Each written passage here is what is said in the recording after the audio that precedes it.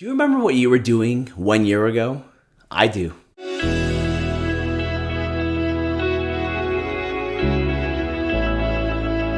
Hey everyone, and welcome back to another episode of Inspiring Hope. This is your weekly boost of uplifting Jewish inspiration. I'm Rabbi Tzvi Sytner, and on behalf of H.com and the Village Shul, I want to thank you all for listening. I also want to thank this week's sponsors. Today's talk is sponsored by Rosalind Tenster in memory of her father's yahrzeit, Shimon Ben Chaim. May his neshama have an aliyah.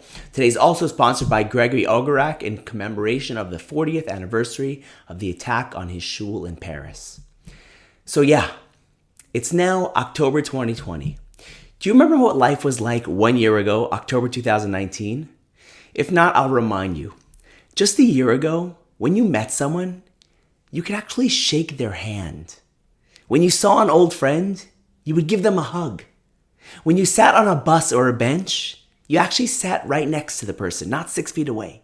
When your kids went to school, it was in person, with no concept of Zoom schooling. A year ago, the only time you ever wore a mask was Purim. A year ago, words like quarantining and social distancing and my bubble didn't really exist. Weddings, bar mitzvahs, they weren't limited to 5 or 50 people.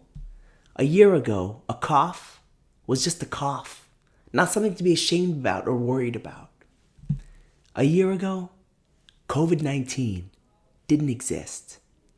And in the last year, our lives have changed drastically. And now so many of the things that used to give us a sense of security were taken away from us.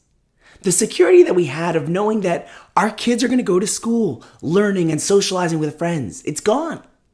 The security of going grocery shopping without a fear, it's gone. The security of knowing that I'll continue to be healthy and financially stable, it's been stripped away from us. And what does the future hold? No one knows. And all this uncertainty that we have right now has caused a tremendous amount of anxiety and stress and worry. So how do we cope with all this anxiety when there's so much uncertainty in the world?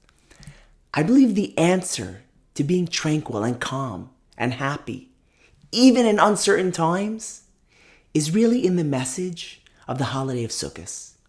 You know, every year on Sukkot, we leave behind the security of our well-built homes, and we move into these flimsy huts, these flimsy sukkahs, to remind us that we can't rely on life's false sense of securities. We can't.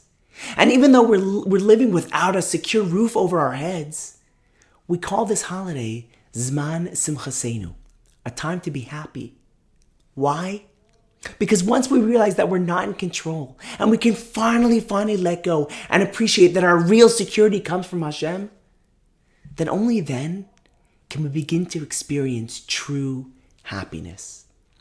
On Sukkot, we remember that we don't need the security of tomorrow to be happy today when we know that we're in Hashem's hands. This year, as we sit in the sukkah, let's acknowledge that outside of these 4 walls, we have no clue what tomorrow will bring. I don't know if I'll be healthy. I don't know if I'll find the right shidduch. I don't know if I'll marry off my kids. I don't know if I'll have a job tomorrow. But even though there are so many unknowns in life, I can still just breathe and remain at peace because I know that I'm in good hands. I'm in Hashem's hands. Thank you all so much for listening. If you want to sponsor the next episode or send me a message, just email me at hope@h.com. Thanks for listening, and I'll see you next time.